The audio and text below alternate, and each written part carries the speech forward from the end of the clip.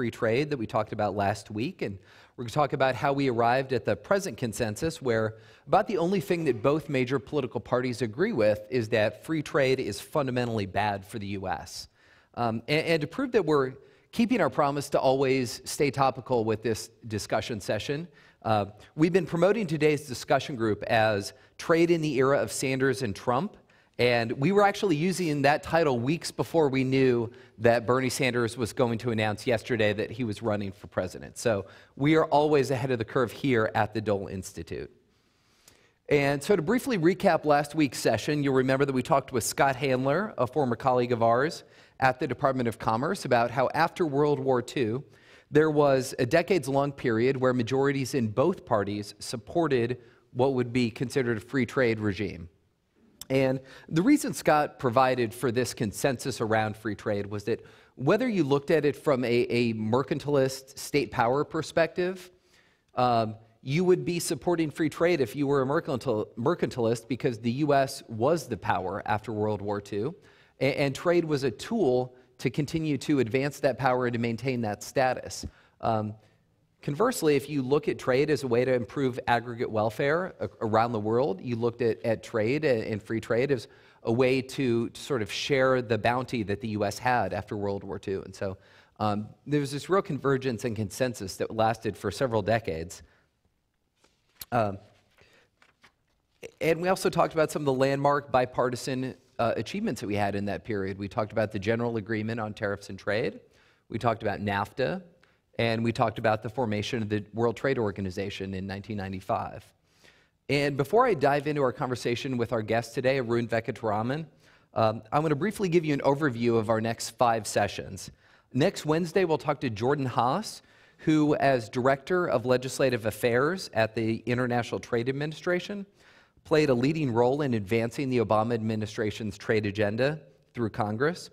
As Congress debates taking up whether to ratify the U.S.-Mexico-Canada trade agreement, it'll be really interesting to talk to Arun about the politics of trade from the perspective of someone who worked directly on the issue with members of Congress. For our March 6th discussion group, we'll take a deep dive into the Trump administration's trade policies, and we'll talk with Atman Trivedi, former Senior Director of Policy in Global Markets at the U.S. Department of Commerce, and we'll look at the philosophy, policy decisions, and results when it comes to international trade under the Trump administration. After we take a brief pause for spring break, on March 20th, we're going to talk about how trade affects us right here in Kansas. We'll be talking to Mike Mattson, Director of Industry Affairs and Development at the Kansas Farm Bureau. And I'm really excited about our March 27th session, where we'll talk to Megan Grube, the former Director of Speechwriting at the U.S. Department of Commerce, about her experience crafting the Obama administration's public messaging on trade and how pro and free trade messaging affects public opinion on the issue. Finally, on April 3rd, we'll conclude our discussion group by talking with Paul Pequato, former Assistant Secretary for Enforcement and Compliance at the International Trade Administration, about how trade agreements are enforced. And now I want to introduce Arun and get right to our questions. So Arun and I will talk for about 45 minutes, and then we'll save about 45 minutes for your questions. I had the distinct privilege of working with Arun at the U.S. Department of Commerce, where Arun was the first ever Director of Policy at the International Trade Administration. In that role, Arun helped shape the government's response to critical challenges faced by U.S. firms in markets around the world. He also led the International Trade Administration's efforts to conclude negotiations on the Trans-Pacific Partnership and to secure passage of Trade Promotion Authority legislation. Prior to serving at the Department of Commerce, Arun spent several years in policy and legal roles at the Office of the U.S. Trade Representative, working for Republican and Democratic administrations, and as a legal officer at the World Trade Organization. Arun holds a BS from Tufts University, a master's from Tufts University's Fletcher School of Law and Diplomacy, and a JD from Columbia Law School. Arun is currently a trade and investment policy advisor in the San Francisco office of Steptoe & Johnson, an international law firm. So it's in the mid-50s in San Francisco. There is not a drop of snow on the ground, So let's give Arun something warm, and that would be a warm Kansas welcome to the Dole Institute. So Arun, you've worked on trade issues in a variety of high-level roles, and at pretty much every institution that touches on trade, from the World Trade Organization to the Office of the U.S. Trade Representative to the Department of Commerce, where we were able to work together. What was it about trade that first captured your interest? Well, I think as someone that was always interested in international issues, trade was this area that was inherently required cooperation. It's an area where if each country went on its own and did its own thing, it would be the tragedy of the commons. Okay? You would not end up to where you would want to be, but if you were forced to cooperate, you would actually produce these win-win outcomes. And it was a space where countries could work together, make deals for the benefit of both their populations, and go home and say they got something for their people. And it wasn't a zero-sum type of activity. It wasn't, I'm going to take this piece of land. Oops, you don't have it anymore. It's like, we're going to, sell something to you, and you're going to sell something to me. And it was also one of those areas that, to me, is just brings people together. There's nothing. World history shows. Trade is one of the oldest forms of human activity. Whether it was barter or whether it's digital flows. And so I think it's just an area that just was so interesting to me intellectually, and also I think for me just held a lot of potential for growth. Mm-hmm.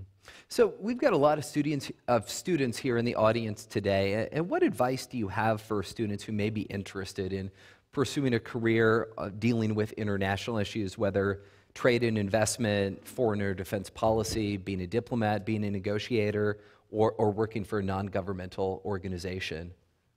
Well, I think one of the interesting things is that when we talk about an interest in international issues, if you're interested in international issues, you can do anything nowadays. I guarantee you, if you're really passionate about basket weaving, there's a great international component to that. It's just whatever you want to do, there's something international about it. And I think the first thing to figure out is, what are things that turn you on? What do you like doing? Other than just international, like, are you a mathematician? Are you an economist? Or what are those sort of subject areas that you're just interested in? And whatever those areas are, there will be, just out of necessity, an international component to it. And that's what's exciting about the world we live in today, is that whatever our interest is, if you're interested in water pollution, there's a big international component to that. And so there's, I think, finding an area that you're interested in and then internationalizing from that is what I would sort of commend to people. I think there are some areas that are, just inherently international, diplomacy obviously being one, national security being another. And then there are other areas that have become more international. The environment, public health have strong, big international components. But then there are areas that we don't necessarily think of as particularly international, but in fact they do have big international components. Transportation is one. Everything going on with technology and digital flows is another. With the rise of the internet, if there's ever a time for borders to be irrelevant, it's anything dealing with the internet, of course. And so I think the opportunities for acting on your interest in the international sphere are legion, more now than ever. So it's an awesome time to be interested in international issues. And I'd say, just go with what interests you.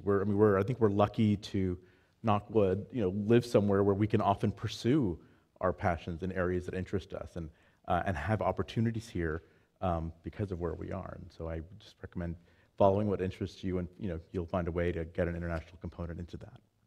So you're back now in the private sector at Steptoe & Johnson. You're about 17 years in different government roles. What has the transition been like going from government back to the private sector? So when you're in the government, at the risk of stating the obvious, you represent the United States, or you represent the whole country. And so everything you work on is through the prism of the U.S. interest, the national interest. What is good for our country? Or if you work at a state, what is good for your state? And I think that's when you think about everything through that prism, you can have debates about that. You and your colleagues may have different views on what's great for the United States, or different views on tactics on how to get there. But you're all fighting for the same interest, and sometimes it's hard figuring out what the national interest is on something. I mean, is it better for the United States to do X or to do Y? I mean, there may be debates about that, but you know that the interest is a national interest. So that means that what may be good for GE may be good for the United States, but not necessarily. GE is fighting for what's good for GE. And I think when you're in the private sector, you have a different client. You are working for a different objective. And it doesn't mean that you don't care about the US interest, and nor does it mean that the US interest is irrelevant. I mean, a smart advocate on anything might often, as part of your advocacy for your company or your client, you might incorporate the US interest into that. Because if you're going to, let's say, go to the US government and say, we need help with X, well, again, they're looking at something from the US interest. So you often have to couch your arguments in terms of the US interest. But to be clear, when you're in the private sector, you are fighting for an inherently narrower interest. And I think that can be tough. When you're used to thinking about the United States, and if you're working for company X, and company X really needs this one thing to happen, but you know that if we got that one thing to happen, that might not be great for the economy more broadly, or that might not be great for the US long-term strategic planning. Those can be tough tough challenges to deal with. So, and I don't want to overstate this idea that, when you work in the private sector, you're against the you don't care about the United States. You don't, that's not the case at all. It's just that it's your fiduciary duty, or you owe your sort of commitment to advancing the interests of that client. And so one of the things that I really want to make sure we're doing as part of this discussion group is talking about different career paths and different kind of career opportunities. And I know that I would have been surprised when I was in college to even know that law firms like yours had people called trade and investment policy advisors. So you just talk a little bit about the work that you do, kind of what it is that you do at the law firm. Sure. I think when you're working at a law firm, you have the opportunity to represent a range of clients. You can represent the US government. The US government certainly hires lawyers sometimes. You can represent foreign governments. Other sovereigns often will hire US law firms, for example, to help them understand the lay of the land in the US. Where is Congress going on trade issues? Where is the White House going on trade issues? How should we position ourselves in anticipation of what's going to happen on trade and investment issues? You also obviously have clients in the private sector, and those clients can range from companies that are exporters trying to get into foreign markets. They can also be foreign exporters, companies in other markets that are like, wait a minute, is President Trump going to impose these new tariffs on these products or not? How should we deal with that? And then they might also be the type of firms that are not themselves involved in trade and activities, but maybe like private equity firms who have large investments in companies that are affected by these kinds of actions. And I think some of the work you might do is, it's even long-term business planning. If you're a company today and you have an extended supply chain that covers 8 different countries in Southeast Asia, and you see the Trump administration contemplating imposing tariffs on products from China, but you don't know if that's limited to China, but it might expand elsewhere. How do you think about that as a company, and how do you structure your supply chain? And supply chains can't be just shifted overnight. And so, do you shift your supply chain, or do you say, well, it's not worth the cost of shifting my whole supply chain for something that might not happen? But if it does happen a year from now, maybe it'd be great if you had done it. And so there's a lot of, you're trying to, part of I think the skill you're looking at is, on the legal side, you might be helping companies comply with new rules that are in place, new tariffs that are imposed, and new requirements. On the policy side, you might be trying to either anticipate new rules or try to say, look, you have to hedge your bets. This is what we think is going to happen with X probability, and based on that probability, what are the business people going to do? So it's a variety of clients. There's a legal component, there's a policy component, there's an economic component, and law firms really nowadays, particularly these Washington D.C. type law firms, are accustomed to being more than just a traditional law firm, maybe negotiating contracts between companies, but really providing broader advisory services that can help companies and governments navigate uncertainties. So last week's discussion group, we talked about this big idea that animated U.S. trade policy in the post-World War II era and the ensuing decades, and this bipartisan consensus around free trade. So I want to focus today's discussion on how we arrived at this present moment, right, where Senator Elizabeth Warren gave what was billed as a major foreign policy address. And that's one of the things that you do when you're thinking about running for president. You go to some DC think tank and you show that you're a very serious person and you have very serious ideas, and you give a very serious speech on foreign policy. And her speech was really essentially 80% focused on the negative aspects of trade. Donald Trump also is constantly talking about the negative aspects of trade. So how did we get to this moment where we're totally inverted, where we used to have a bipartisan consensus in support of trade? That's what led us to the World Trade Organization, NAFTA, U.S.-South Korea Free Trade Agreement, other agreements. Now that's been inverted. How do you explain that? What's causing that? So there's a couple of things, I think. I think first, let's step back and just let's set the record maybe a little bit straight on the opposition to trade. I think one of the sentiments that we all have just from watching TV the last few years is precisely this hostility to trade that we saw echoed in every presidential campaign in 2016 and continued since then. At the same time, I don't want us to take away from that the whole world hates international trade, or that even all Americans hate international trade. I mean, the truth is, public opinion polling on this is a bit all over the place.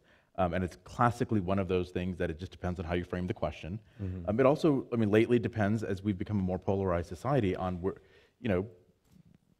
where you sit in terms of your political house. And we've seen, for example, this sharp rise among Democrats in support of free trade, particularly the Trans-Pacific Partnership, viewed as an agreement negotiated by the Obama administration. And the question is, well, had that been negotiated by a Mitt Romney administration, would you see that same support for the same exact agreement? Not entirely clear. The same thing on the Republican side. And so I think,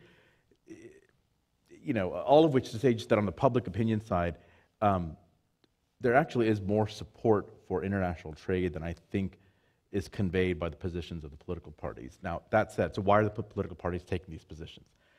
It is true that there is an incredibly vocal and growing opposition to trade negotiations. And what I would say is that the real problem here is one of economic insecurity. This is not, I think one of my key points that I would make is that this is not so much a trade problem as an economic insecurity problem. And what I mean by that is that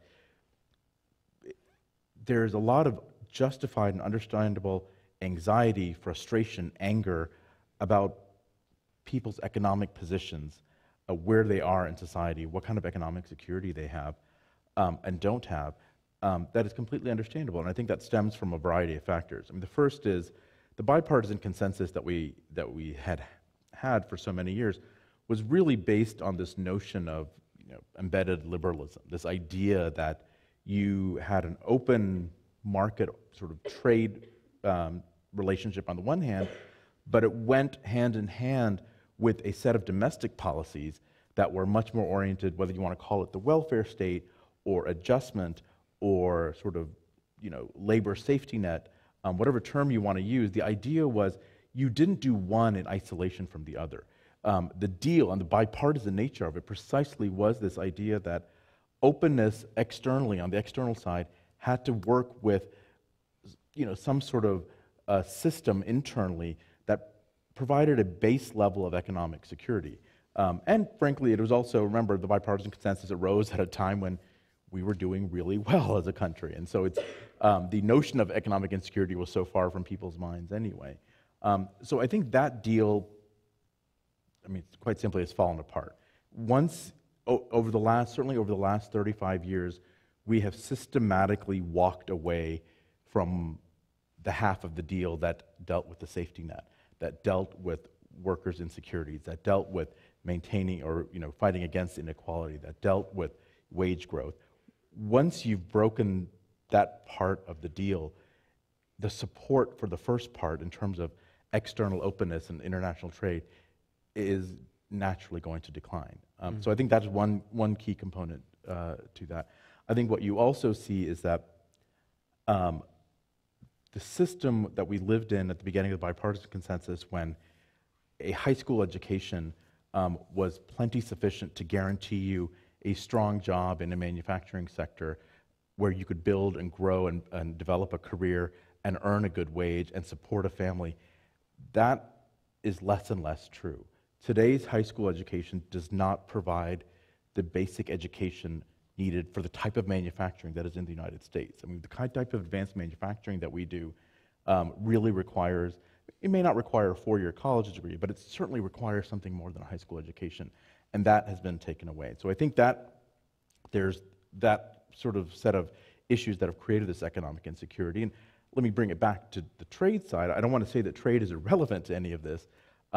I think there's an economic security component that derives from trade, which is particularly in the early 2000s with the entry of China into the World Trade Organization, import competition from Chinese products did have an impact on U.S. manufacturing. And so I think what you've seen is that impact contributing to an economic insecurity that arose from other factors, and that collectively, that set of economic insecurities has made people frustrated with policies such as an open trade policy, even if it is not the trade policy itself that is the cause for all of that economic insecurity. Mm-hmm. So I want to talk about a couple of the specific criticisms that we hear about free trade. And so I want to get your thoughts on two of them. One is that free trade has killed American manufacturing.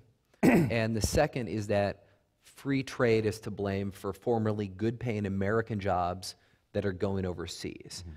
How should we look and how should we evaluate those arguments when we hear them? How should we think about that?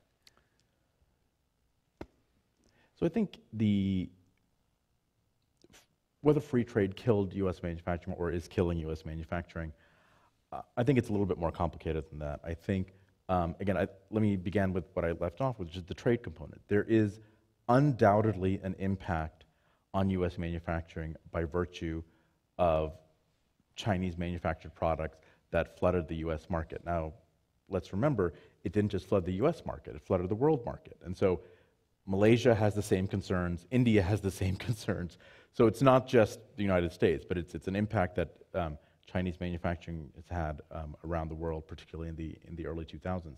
And what that meant is that there was a certain level of manufacturing that Chinese imports, particularly labor-intensive imports at that time, competed with and displaced U.S. manufacturing. So I think the studies have shown that particularly the significant loss in U.S. manufacturing employment in the first 10 years of the 2000s, 2/3 of that is really attributable to Chinese imports. So there's definitely a trade component to it, an import competition component to it.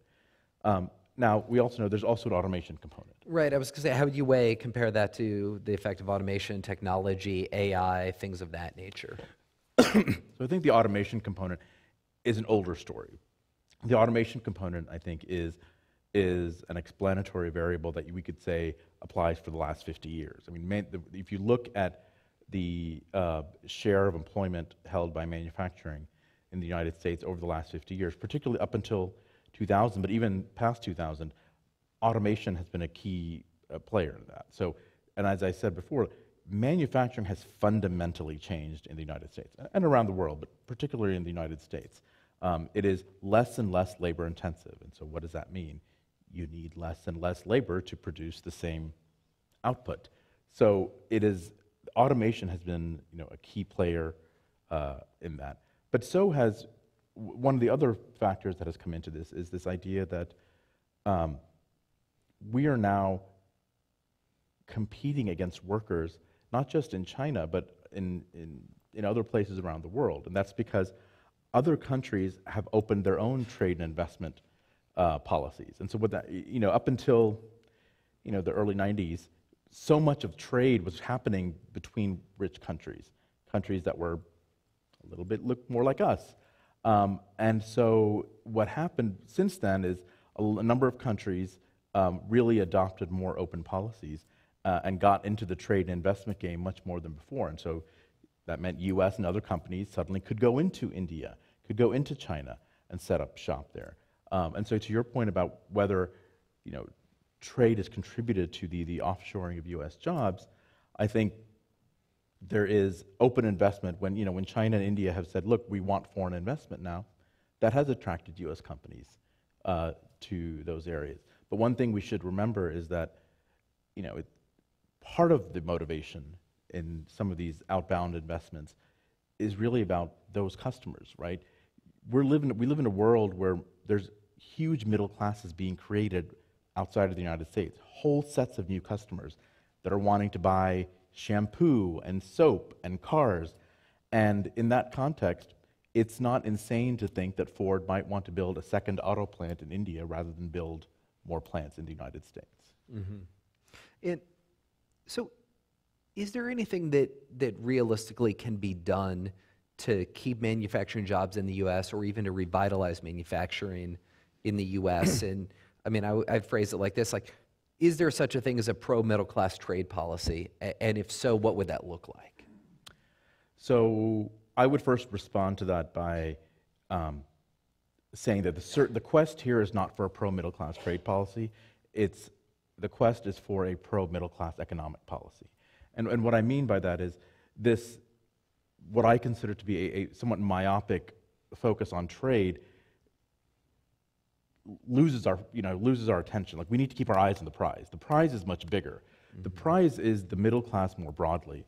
And how do you rebuild the middle class, not just rebuild the middle class, but rebuild their aspirations and their confidence in the hopes that there is a way forward and there is a way up. And I think that requires the trade policy component we can get to, but that requires a much bigger rethinking of economic policy. And I think that's where we sometimes lose the forest for the trees, because when you talk about trade in isolation, if you talk about trade in isolation, trade has to be part and parcel of a domestic policy, of a domestic economic policy that is focused on workers. And on the trade side, what I would say is that what that means is, we should probably think about trade agreements and what kind of provisions we need to include in trade agreements that have more direct impact on workers' livelihoods. And what I mean by that is, traditionally, one of the main approaches has been, well, trade has to eliminate tariffs and barriers for companies to be able to export, and by virtue of that benefit accruing to companies, workers in those companies will benefit. So therefore, workers derive their benefit from trade agreements through the benefits that are given to companies. So it's a bit indirect.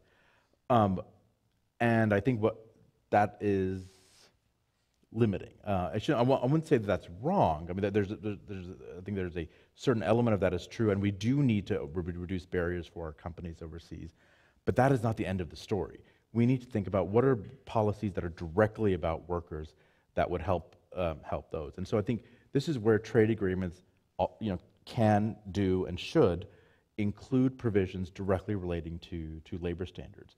We should not have to pit the American worker against workers in other countries where they don't have the same labor standards. Mm-hmm. This is the race to the bottom argument that you hear, right? Right. And I'm not sure that countries necessarily adopt lower labor standards so that they can compete, but it is true that other countries have lower labor standards, and that sometimes the problem there might be a question of capacity.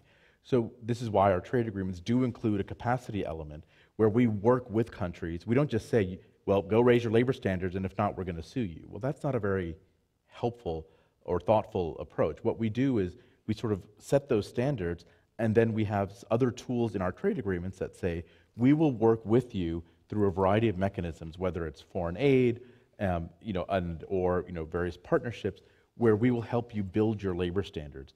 And you impose those labor standards in your country, which is good for your workers. I mean, none of these countries says, you never see a country in a trade negotiation say, well, I don't really care if there's worker safety in my factories or not. I mean, that's not how it works. Mm-hmm. So we work with them to raise those standards, that our workers will always have to compete with workers from other countries. That's the nature of the modern world.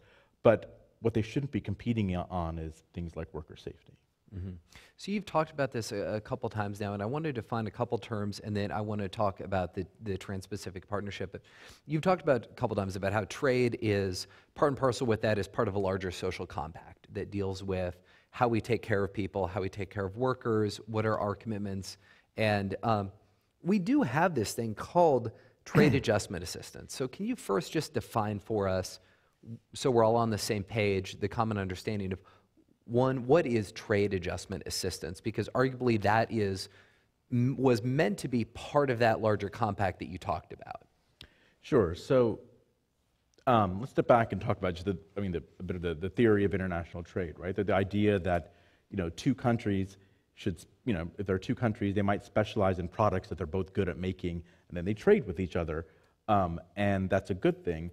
But what that means is, there are workers that maybe don't make that product in that country, and they may lose out in that because they're not gaining the benefits of employment in working in that industry where that country specializes. And so we know that international trade, the basic theory of international trade tells us that there will be workers that are displaced.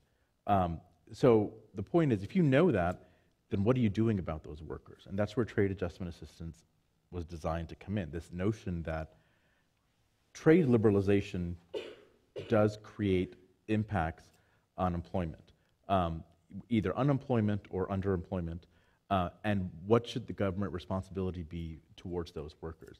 And so trade adjustment assistance, TAA, is a specific act that sets aside funds for workers or companies that have been adversely affected by trade liberalization, by imports, to go to the government and say, I've been affected by these imports. I want retraining. I want some funds to cover me while I'm in this interim period between two jobs. I want to get a different kind of job. What are the things that a company can do? And this is where trade adjustment assistance, you can get trade adjustment assistance, your state official can apply for trade adjustment assistance, or a local official, or a particular company or a group of workers can apply for trade adjustment assistance.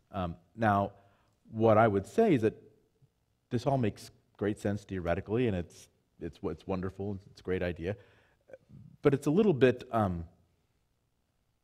too little and sometimes too late. And what I mean by that is, again, trade adjustment assistance is narrowly tailored to address the adverse effects of trade. And so, part of the point when you make an application for trade adjustment assistance is that you say, I'm a worker who has lost her job because of imports coming from various countries. Imports in making the widgets that I used to make have displaced me out of this job. And I think what I would say is that we need to really think much bigger. This notion of you have to link the loss of your job with a particular import, again, that addresses the very narrow notion of trade theory and the winners and losers in international trade. It also comes pretty late in the process, right? In that I've already lost this job. I am now unemployed, right? Right, and I think, there's a certain, it comes ex post, right? It's like this idea that having lost your job, what are we going to do now? And it's not that there's not a place for that. There needs to be a place to address, situations where you have lost your job. There's nothing wrong with having that at the back end, but we're not giving enough thought at the front end. And I think one of the things that we need. So what should we do? How could we improve this? What would be your suggestions if we were gonna, if either President Trump or a new president in 2020 said, I really want to overhaul what we're doing around trade adjustment assistance. I think this was well-intentioned, but it's probably not working as well as it could. And you were the policy advisor. What would you be advising him or her? So I think one of the things that we need to do is looking at the preemptive side of this, which is recognizing that in today's economy, right, all of us, we no longer live in a world where we go to high school or go to college or go to another school, and then we're done with school and then we go off to work the rest of our lives. More and more of us are likely to have to change jobs, change careers fundamentally even, over the course of our lifetimes. And what that means is we all need to be agile enough and develop skills on adaptability. And what that also means is that schooling is a lifelong activity. And so what are we doing about continuing education beyond, and how do we position ourselves for future displacement. And what I mean by that is, I think one of the challenging things to talk about is, it's hard for someone to say publicly, oh, you know what, that industry is going to lose. And so people that work in that industry, we should give them assistance in anticipation of job losses coming. Like, that's not a great political talking point. Mm-hmm. But when economically you can anticipate there are certain industries that are going to face growing challenges. Frankly, this is a little bit what Hillary Clinton had talked about in terms of the coal miners, right? Not that no one cares about coal miners, but that looking out ahead over the future, and this is not really a trade issue, but just in general, looking out ahead, that there are certain industries that are going to face the types of existential challenges just by virtue of what those industries are. And the first people to tell you that will often be the people working in those industries. So what can we do so that someone that works in that industry 10 years from now is not stuck in that industry, but can start positioning themselves to move out of that industry? And sometimes that means maybe that person needs to take a part-time position, and then we need to supplement their income so that they can continue retraining, but the family doesn't lose its basic income while that happens. So finding ways to continue education, I think, is particular, and skills training, I think, is really the key to part of this anyway. So I want to turn now to the TPP, and that'll be the last subject I'll talk about, and then we'll open it to questions. But when I did thanks to Alex and Haley, who are our discussion group leaders here, we did a really interesting kind of a promo tour of this discussion group, and I went around and talked to a lot of classes here. And one of the things that students were really interested in when I talked to them about the discussion group was your role in leading the International Trade Administration's efforts to conclude negotiations on the Trans-Pacific Partnership. So can you talk just get us set just definitionally, what was the TPP, what was the big idea that the U.S. was hoping to accomplish? Sure, so the TPP, the Trans-Pacific Partnership, as its name suggests, was about us reaching across the Pacific and partnering with 11 other countries to reach a trade agreement among these countries.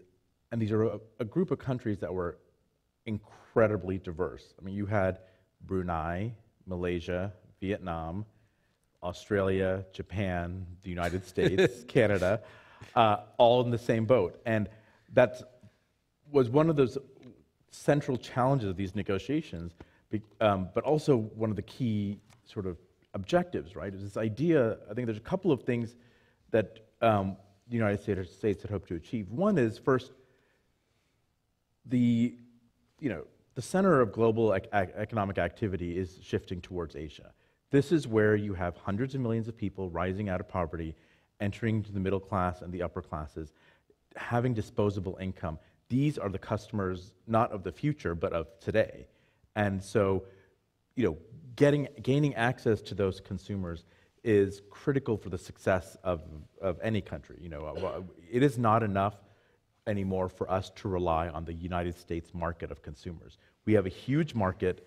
We have 300 million people, and by virtue of our market, we have been in a privileged position where we could just kind of stick to selling to ourselves for the most part, and most of our companies would do fine. And we're very lucky for that.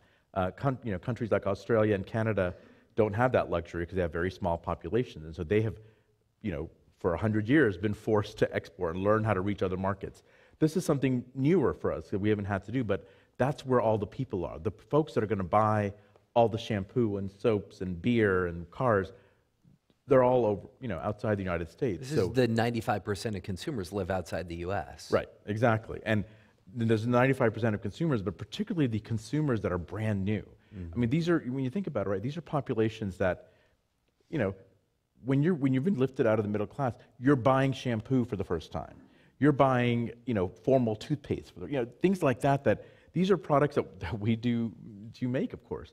And so the first point was gaining access to those consumers. So the economic rationale was always a driving force. I think sometimes, I'll turn to one of the other points, sometimes you hear people say, oh, TPP was really just about geopolitics and China.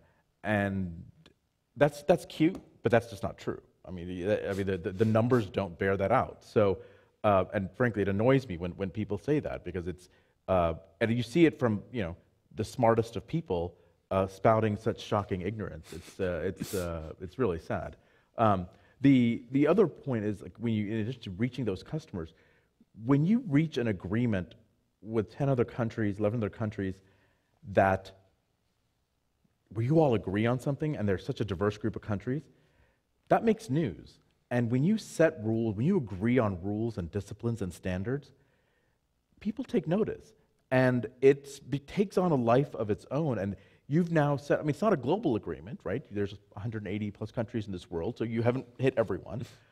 But when you've got countries like Vietnam, Malaysia, and Canada, and Mexico, and the United States all agreeing that you shouldn't restrict data flows, that means something. And that sets sort of a flag in the ground of the types of standards we want to set internationally. So we're not there yet, right? And it's not quite global yet. But when you get this group of countries agreeing to do that, I think you set those high standards right away. Finally, going to the geopolitics point, yeah, there's a China angle to it. And what is the China angle? Well, the China angle, it's not about containing China's rise, or quite simply, it's about, we have a model of economic growth and development that we think works, that is based on cooperation, that is based on openness, that is based on transparency, that is based on public participation in policymaking, and we think that's a good thing. And China's model, in many ways, is quite different. And we think our model works, and we know that much of the world agrees with us.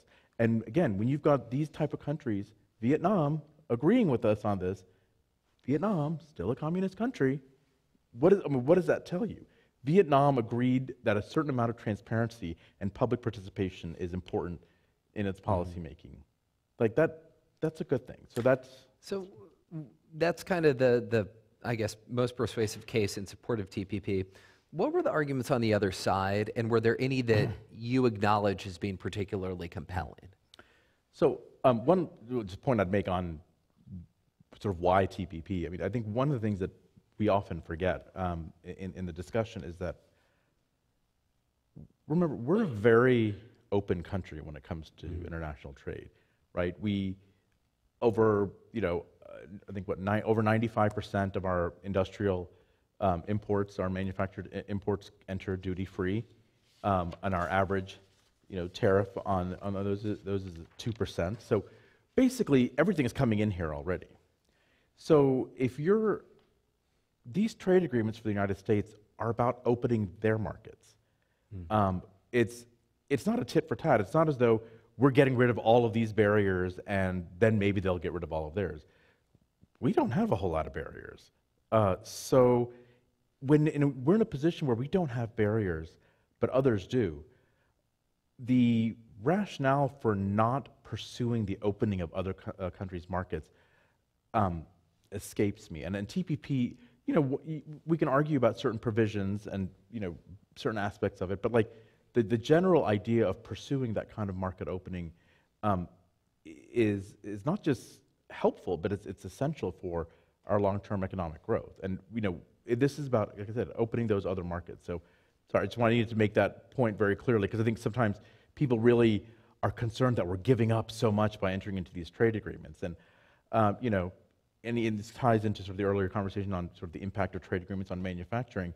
If you're concerned about competing with manufacturing imports from Malaysia and other countries, we're already competing with them. That's already happening because that stuff's coming in anyway. So these trade agreements don't tend to suddenly result in a flood of manufactured imports coming from these countries, given sort of the openness that we already have. On the other side, the arguments, to be honest, the arguments that I've heard against TPP have tended to fall in the camp of it's not enough. So there's not enough on labor, there's not enough on environment, or one of the other arguments you hear is, well, that's fine, but you're never going to enforce this anyway. And that really has to do with, I think that question of enforceability really has to do with, that's a domestic US problem. If you don't think the US Trade Representative is going to enforce that, then you don't trust our executive branch. And maybe you think you have reason not to trust our executive branch, and maybe we need to talk about how can we improve enforcement, or how do we hold the executive branch more accountable in those type of situations. I know there's a concern also with TPP, as with many trade agreements, that one of the things that trade agreements do, they're really trade and investment agreements, right? They also facilitate investment flows. And so, well, if you make it easier to invest in Malaysia, why do you want a US company setting up a factory in Malaysia instead of here? And I think that's an understandable concern. I'm not sure that these trade agreements, I think what happens is the counterfactual is unclear. Like sometimes people think, if it weren't for that trade agreement, that company would have set up a whole new factory here instead of Malaysia. And I don't think that's really true. You know, so sometimes I think that those arguments are less compelling to me. So as we look from a longer term, what do you think are the consequences of the U.S. walking away from the TPP? So let's just start with the competitive landscape, right? So what does this mean? Well, on a very micro level, this means that Australian beef is getting into Japan over US beef because US beef is facing tariffs that Australian beef doesn't face. So you have a number of areas like that where these countries, and remember the TPP countries have moved on without us. We withdrew from TPP, and these countries said, fine, peace, we're going to keep going ahead, and they did. And what is now called the CPTPP is now in force as of the beginning of this year. And so they now are trading freely with each other and gaining the benefits of market access that we don't have.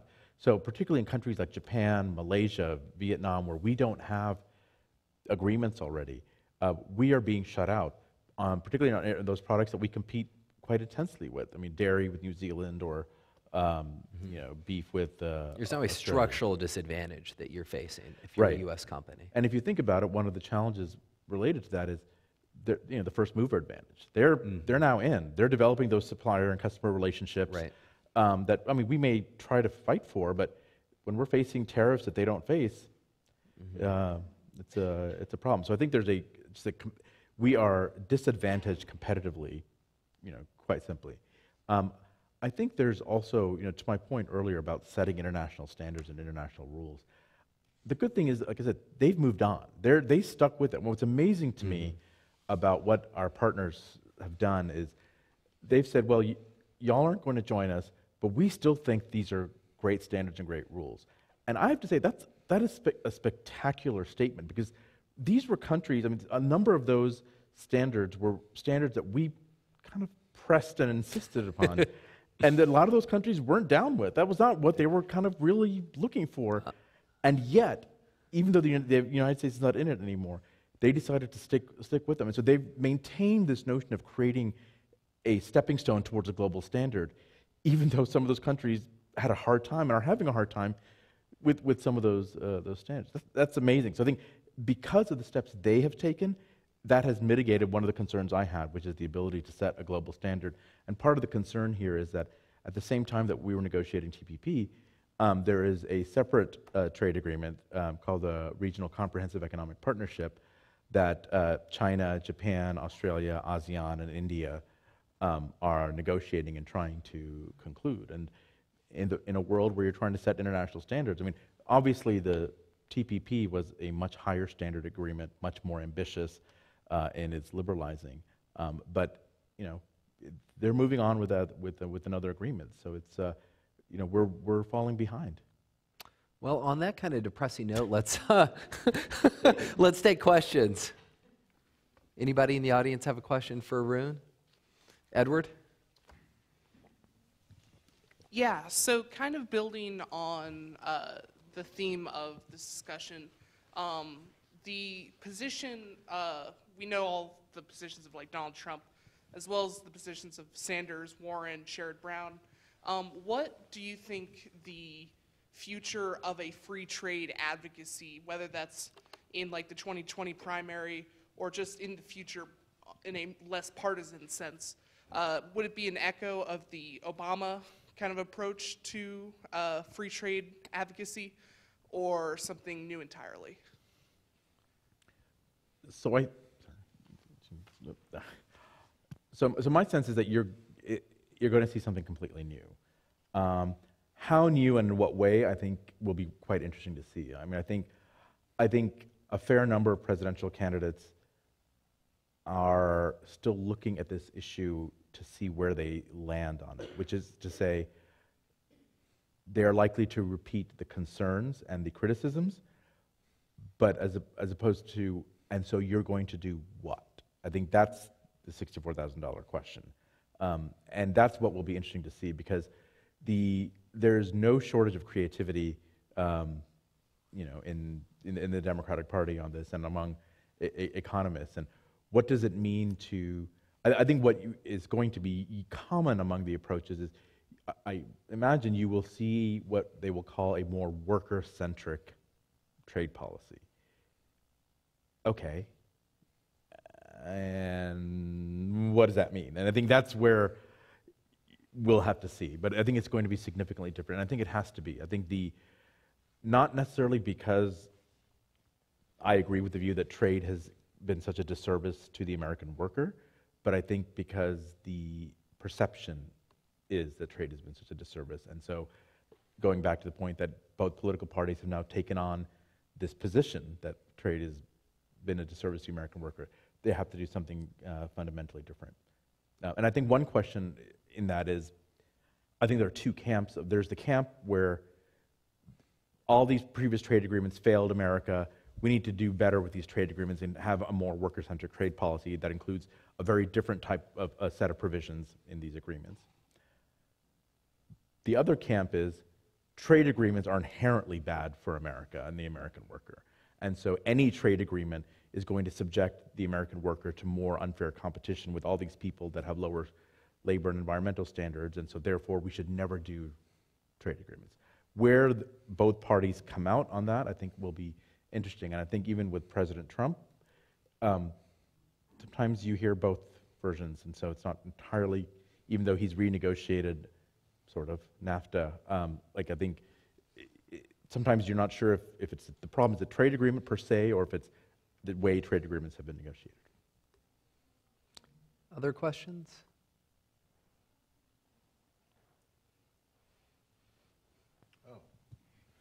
I've really got three questions, if I may indulge. I'm here all night. On Trans-Pacific Partnership, then what's the basis that a Bernie Sanders and a Donald Trump both oppose the agreement? What links those two? So I think what links those two is, at its core, is that economic insecurity. I think it's not. It's the belief that TPP or trade agreements create the same sort of economic insecurity that other economic policies have created. I think that was the unifying feature. And how TPP did that is a question I'd like to know the answer to as well. But I think, again, like I said, we have an open economy. So and I think what has happened is sometimes both sides, administrations before have oversold trade agreements as well. And so I think sometimes there's this view that trade agreements are far more powerful and impactful than they necessarily are.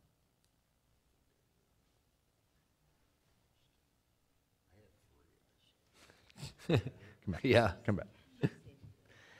So I think it's interesting kind of how we're attributing trade to being the reason that the coal industry is failing and things like that. But you touched on kind of the education part of it and retraining workers. Where do you think that falls? Do you think that falls on the federal government to have curriculum to, put people in IT? Or do you think that falls on companies to start having ways to train workers before they start working there? Where is the solution to this problem so that it's not all trade's fault? Yes. No. That's what they pay the big bucks for it at Steptoe. Yes. No, so seriously, I think the answer has to be a combination of all of those, right? I think one of the things you're seeing is companies now stepping up and filling that educational gap. One of the things that's really interesting to me is we've seen companies, some of our companies do this overseas, where they go to foreign markets and there's a skills gap, and they're like, okay, well, we'll train you for 6 months and give you the skills you need to work at our company. That didn't used to be something we needed here, but that's becoming something that's here. I think that's one element of it. that the private sector will just have to step up. But I think a more interesting aspect of this is where the private sector, the local communities, the states, and the federal government are working together. And you saw this in the Obama administration with some of the, South Carolina is one example, where you sort of have the private companies working with the community colleges, working with the mayors and the governors to not just have courses for adults, but BMW going to the community college and saying, look, here's the deal. I need people that can do X, Y, Z. Bring me those people. The community college creates those courses, fills those courses with people, and then over the course of a year and 2 years, suddenly you have a pool of workers that have the skills that the company needs. So I think that's going to be part of it. But at the end of the day, I think really what we're talking about a huge, huge investment by government, and I'll use government writ large to mean all of our governments, because one of the things we were talking about before it came up here is a lot of countries in Europe, for example, spend a lot more money on areas like worker retraining and the labor safety net than we do. I mean, exponentially more. We pay, I think the figure is, I don't know, most European countries spend almost 0.5%, 1% of their GDP on labor programs, and we spend 1/20th of that or something. I mean, it's a negligible amount, and I think one of the political challenges we have is this debate about, I don't think both parties, how do you get both parties to agree on the value of that investment and the idea that there is a return on that investment? But I think that's what it's going to have to take, and I think the politics might be shifting in a way that we might be able to see an opportunity for agreement on that. My question may have been related to this, but are there examples of industries or business sectors or companies that are really trying to develop this worker-centric approach with the economics and so forth in place, in order to build global trade? Maybe in that sector or industry? So that's a good question. I mean, I think usually when I hear that question, what comes to mind is, other countries just do some things differently. So, for example, Germany, right? Just historically, Germany it's a very different way in which their corporations function, where the unions have always had a seat on their board. For example, they have a model of corporatism, so that the voice that unions have is part and parcel of sort of management in a way that results in a worker voice that is different from what you might find here. I think also the system in Germany that has also resulted in politically those voices also having more of an impact. I also think culturally, I don't know, I think a lot of times people point to apprenticeships as a tool that we could use that other countries have used, and I've heard mixed verdicts on that in various industries. I do know there are, I'm told there are some industries in the U.S. that are returning to that, and different unions have different views on the value of those apprenticeships. But I'm not aware of, in this country, who's sort of doing some of the most creative thinking on that on the industry side.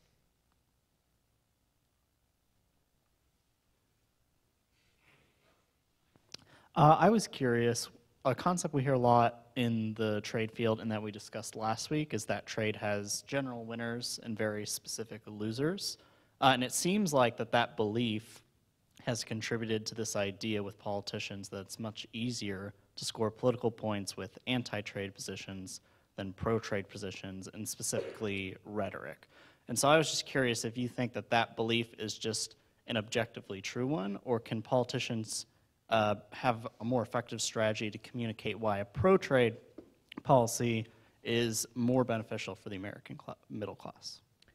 Sure. So, I mean, I think that's, there's always this notion of, Mansur Olson's collective action problem. This is what we talk about when this idea that it is easier to pull together a small group that is hurt by certain policies than it is to pull together the beneficiaries that may be a diffuse group. And I think that results in those being hurt kind of having an outsized impact. But I think recent research has shown that it doesn't mean that the diffuse beneficiaries can't succeed in getting the policies that help them be put in place. But what it requires is, on behalf of the rest of us that are beneficiaries of certain policies, that if we're a large group that benefits from these policies, we have to convince folks that the policies we are articulating are for the general good. I think what has happened over the last 30 years increasingly is that while an open trade policy is for the general good, it has really been positioned as a special interest group that benefits. And I think, going back to sort of my repetitive point about, it's not the trade policy that has created those special interest beneficiaries, but it's this view that corporations benefit from trade, people don't benefit from trade. And so we have to do a better job demonstrating how trade benefits everyone as a whole. And part of that is addressing the legitimate concerns that people do have with trade. And so it's not saying that trade is irrelevant. There's an aspect of trade that we do need to take a closer look at. But I think we have to do a better job articulating the benefits as broad-based benefits and finding ways to do that. And then politicians will respond once we do that.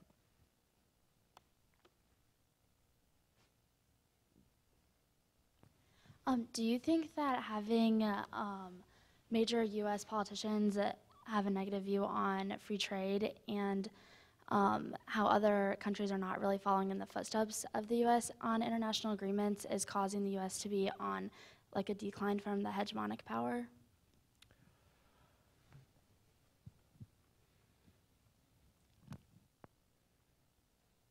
I think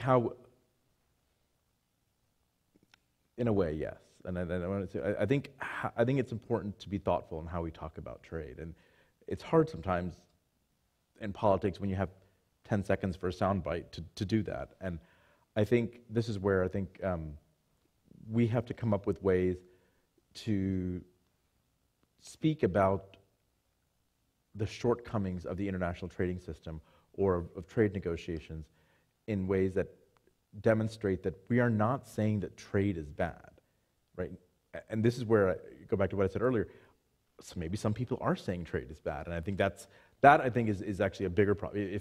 If a person's position is that trade is bad, I think that does risk undermining U.S. leadership, because the United States did really, drive the development of the multilateral trading system based on certain foundational principles and win-win beliefs about international trade. And we can maybe come to a point of view that it hasn't worked as well as it should, or there are problems with the current system. But if we're coming back to a position that is saying that the position that we've held for the last 70 years is wrong, well, that's a bigger problem. And I think it'll be interesting to see how these other countries respond, because there are countries where they have internal debates on whether trade is a good thing. And just like in many other areas, if we take a view that is, that trade doesn't matter, that human rights doesn't matter, well, all this, it empowers folks in those countries that have a different view. And I think ultimately we don't want to live in a world where most of the world thinks trade is bad. I don't think that is a good place for the United States.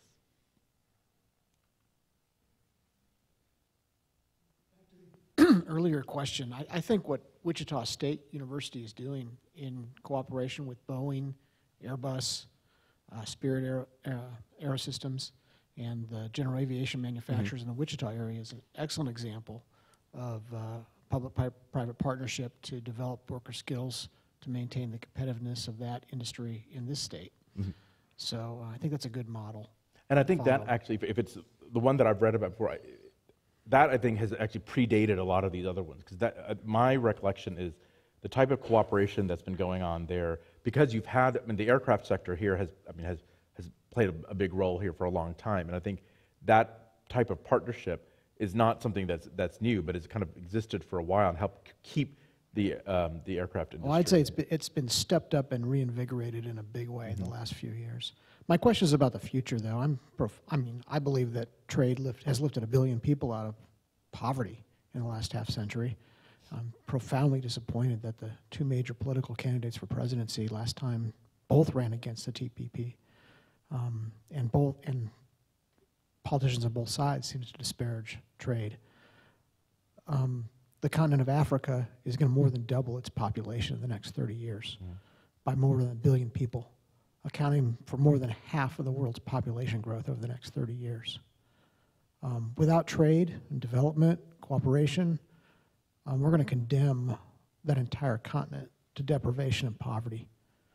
And my question is, what can we do to get back on track to avoid what would be a calamitous outcome if the world retreats from free trade? Yeah, I think one of the challenges that we have to overcome is sometimes I, of course, totally hear what you're saying, and I sympathize and empathize. I think what happens is when a lot of other people hear what you just said, what they say is, great, so trade helps poor people outside the United States. What about all the poor people in the United States? Like, a lot of people will say that trade makes people poor in the United States, and so the fact that it helps poor people in China and Africa is, I think, some people would view as part of the problem, or a reflection of a misplaced sort of priority. I don't believe that, but I think that's what some people unfortunately hear. I mean, I do think trade has that role, not just outside the United States, but inside the United States as well. But I think where we have to step up is, how do we make sure that trade has that same impact in the United States that it's had in China for the last 20 years? Now, you know, like I think what you see in the public polling is that most Americans do not think trade creates good jobs. And one of the things that needs to be done, and I think you already see this, is we have companies in the U.S. that depend on exports for their success. Some of those workers don't realize that.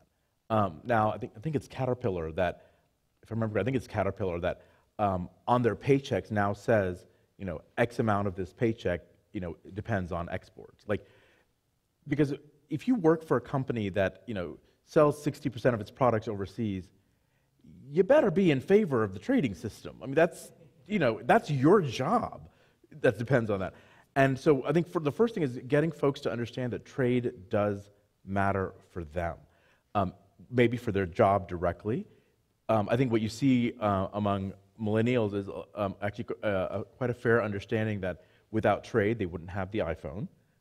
You know, recognizing that I think what happens sometimes on trade is we spend too much, we talk exclusively about exporting, and exporting is bad, and exporting is good, and importing is bad. And I think that's unfortunately creates a serious misunderstanding. It leads to this idea that, you know, trade deficits are the end-all, be-all, which is not the case. I mean, trying to help people understand what is good about trade, how does it help the average person. I think that's where we have to get people here back to this idea that trade can be helpful. I do think part of the problem is trade is very different now than, you know, when you think about the beginning of the bipartisan consensus, trade was this esoteric, technocratic field, a bunch of people in smoky rooms making deals, yay, they make a deal, and that, I mean, you didn't see it in the New York Times, and you certainly didn't see it, you know, anywhere in any of the other newspapers. It didn't make the news. And one of the things that's happened in the last 30 years is that trade has become front page news. And there's a couple of reasons for that. I mean, one is trade used to be about just lowering tariffs or, you know, these non-tariff barriers that no one understood. But suddenly, when there's environmental regulation that's struck down because it's unfair to imports, people stand up and pay attention. They're like, wait a minute, that's an environmental regulation. That has nothing to do with trade. You know, and so there's a couple of issues like that. I think one of this famous tuna dolphin case that came up in the early 90s is one of those sort of watershed moments that brought home trade to sort of a wider domestic audience. I think there's a couple of areas like that where trade has seeped into the national conversation and not often through the most positive channels. And so we've got to counter that with sort of more positive conversations about trade. And I think that's partly a government job, but it's also a private sector job. I mean, companies need to speak up for why their workers benefit from. We would say when we were at Commerce that jobs with companies that export, on average, pay more than jobs with companies that don't export, right? And that's just sort of a way of thinking about it and framing the issue. One thing that you touched on that I really want us to all get on the same page, just definitionally speaking, as we move forward with this discussion group, is this idea of trade deficits, especially bilateral trade deficits. Now, the president is very set on this issue that if country A has a trade deficit with country B, therefore country A is being hurt by that trading relationship, that trading relationship is not beneficial to country A. So first, just define what a trade deficit is, and then talk about whether or not a trade deficit is the right lens through which to view a trading relationship. Sure. So a trade deficit refers to just the mathematical equation of exports minus imports, and that sub-equation is part of the broader equation for how you define gross domestic product, which is sort of how much a country produces. And so it's a mathematical formula that I think has taken on this sort of talismanic quality of, what does it really mean? And it was originally designed to simply show, well, since you don't produce your imports, you shouldn't include those imports as part of your GDP, your domestic product. So it's a calculation function, but now to view it as the defining metric of a trade relationship, I think is seriously misplaced. I mean, not least of which I think each bilateral relationship, you have to take on its own terms. And there may be very specific reasons for a bilateral trade deficit. And so to me, the problem is not with paying attention to trade deficits, it's the sort of the myopic obsession with trade deficits as the defining feature. Because a trade deficit could exist for a variety of reasons, and certainly bilaterally. Like, there may be reasons why you buy more stuff from one country than you sell to them. You may, that country may have a lot of oil and you may have no energy reserves. Well, guess what? In that situation, you import a lot of oil because that's what you need to run your economy. That doesn't mean that country is screwing you. That just means that they make stuff that you need. And I think if you take it sort of a logical conclusions, ultimately, at the risk of letting people in on a little secret, it is mathematically impossible for every country in the world to have a trade surplus. It's shocking, but it is. So, if you're going to start defining that as because guess what? Once you get your surplus, then you're screwing that other country. So now I'm caricaturing a little bit because I know that's not really what some of these folks are talking about. What the concern really is about persistent trade deficits, and it is true that when there are persistent trade deficits, it does raise questions. And I think it is perfectly appropriate and healthy to say that if you have a persistent trade deficit with certain countries, okay, that tells me I need to dig further. I think that is a totally fair response. The problem I have is when the analysis stops at, we have a persistent trade deficit, you're screwing us. Mm-hmm. And that may be true, but that may not be true at all. Mm-hmm. And I think particularly looking at it bilaterally, I think there's enough reasons where even globally, we can talk about the role of the dollar as the global currency and what that has to do with our global trade deficit, but certainly on a bilateral basis, it just, and again, I think it's one of those things that we got to keep our eyes on the prize. Let's focus on what the real problems are. Talking about the trade deficit and solving for the trade deficit is not going to fix what are the underlying problems with trade. Mm. Robert Zoellick, who was the U.S. trade negotiator in the Bush administration, put it a way that I've always found memorable. He said, I have a trade deficit with my grocery store, but I'm not stocking shelves in the evenings trying to make up that trade deficit. I have the trade deficit for obvious reasons, but I actually benefit in some ways from having that trade deficit because they're selling something that I need. And so, to your point that it's just more complex than whether or not you have a deficit. Let's get some more questions. Yeah, how do you think AI and automation, how would that affect international trade? And the second question I have is, assuming it does affect international trade, do you think it's possible for automation and AI to make nations nearly self-sufficient? So if you can answer those questions, you have a lifetime of employment, so you're set. But I think that's one of the key challenges that we're going to have to face. And in a way, thinking about economic policy and preparing workers for the new world dovetails with this time when we do need to be thinking ahead about AI, because AI is already here. It's not in the future anymore. I think AI raises a number of challenges about the future of work that ties in with the economic insecurity that workers are already facing, that give rise to this sort of antipathy towards international trade. So I think that is an area that we have to fold into our broader discussion of sort of the new economic policy that should really be focused on workers. And I think that with AI, I don't know that, I don't think AI is going to get us to a position of self-sufficiency for countries. And I think it poses a lot of challenges for certain industries, and not just in terms of workers, but really in terms of, just because computers can solve for some things, do we want them to? I mean, do we want computers to replace loan officers at banks? Well, maybe, but there's downsides to that as well. And the idea that we have to remember, algorithms can have biases just as much as loan officers. So can you solve for biases in algorithms?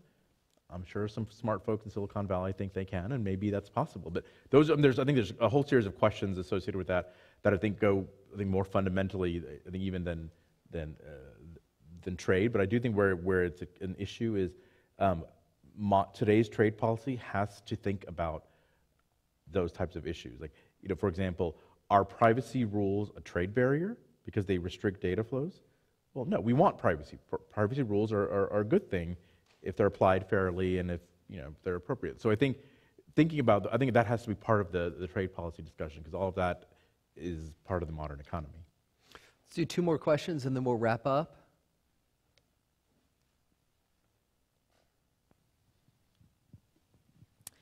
I was wondering how important trade issues are to the average American voter, and some of the common misconceptions people have about how different trade policies actually will affect them.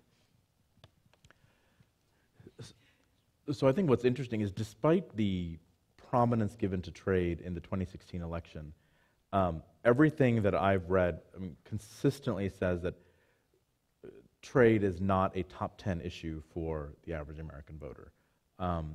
Now, I think, again, with all these polls, you always have to be a little bit careful, because, okay, well, it says trade isn't a top 10 issue for them, but the economy is. It is. It's a, well, what does that mean? And it comes back to our discussion of economic insecurity. I think, but when you ask voters about trade specifically, it just doesn't resonate in that sense. Again, despite some of the political rhetoric we hear, there are other issues that are much more salient and that drive their voting much more so than trade.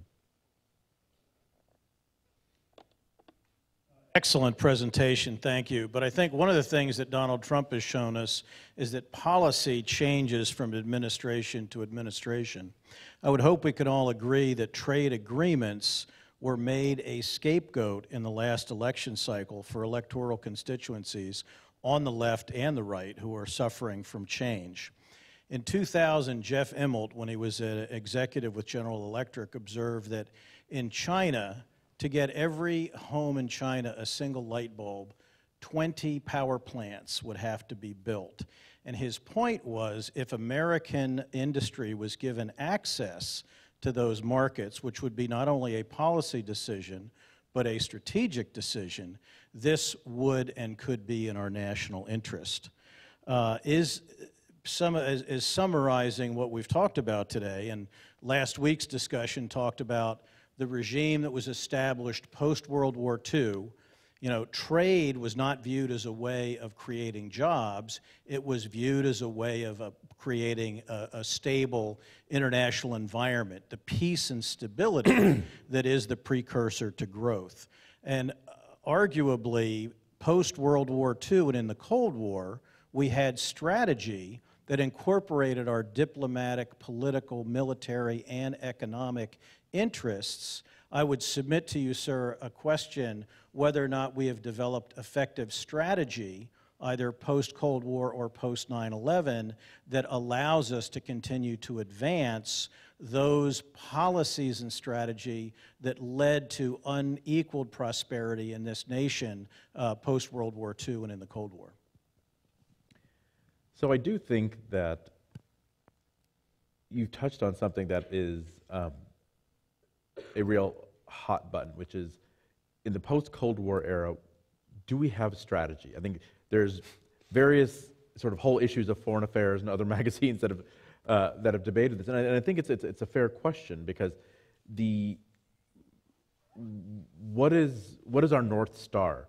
When you in a post-Cold War world, it's we began, well, is it a unipolar world, or is there, how do we work with other countries? And I think there's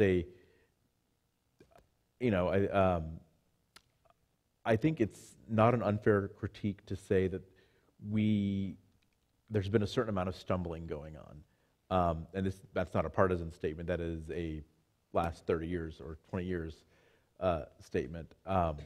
And I think that's, now how trade fit, I think that might be one of many explanations for our failure to position trade. If we don't have a grand strategy, then we're talking about trade in a vacuum that is unhelpful, and so that's actually not a very thoughtful way of doing that. And I think that's a very good point. I think there are folks that have different views on what the grand strategy should be, and I think that, but I do think it does need to be situated in something bigger. Are we doing that? My concern is that in the last few years we are less and less placing it in a grand strategy. I mean, not that it may not have ideally been in the grand strategy the last 25 years, but certainly in the last 3 years, we are taking it more and more in isolation and disconnecting it from that. And I think that's a problem. And I think that's where, now I will say other folks have a very different view, where they say, look, you folks that talked about trade as part of a bigger strategy that tied it to foreign relations, that tied it to national security, you're the ones that sat there and did nothing on China and let China screw us for all these years, supposedly. So if your whole holistic approach of the grand strategy got us bupkis, so we're better off not doing that. The companion question becomes, does China have a strategy? Yes. I'm sure they do. And look, I'm not just, a number of countries, I think other countries also view things, when you're I think particularly when you're a smaller country, you have to think about these things much more, I think, integrally as part of your politics. I mean, like I said, Canada and Australia, countries that are export dependent don't, trade is their livelihood. So it's not wither trade or, no, it's how do we stay in the game and how do we enhance our trade, but not is trade good or bad. That's just not a choice for them.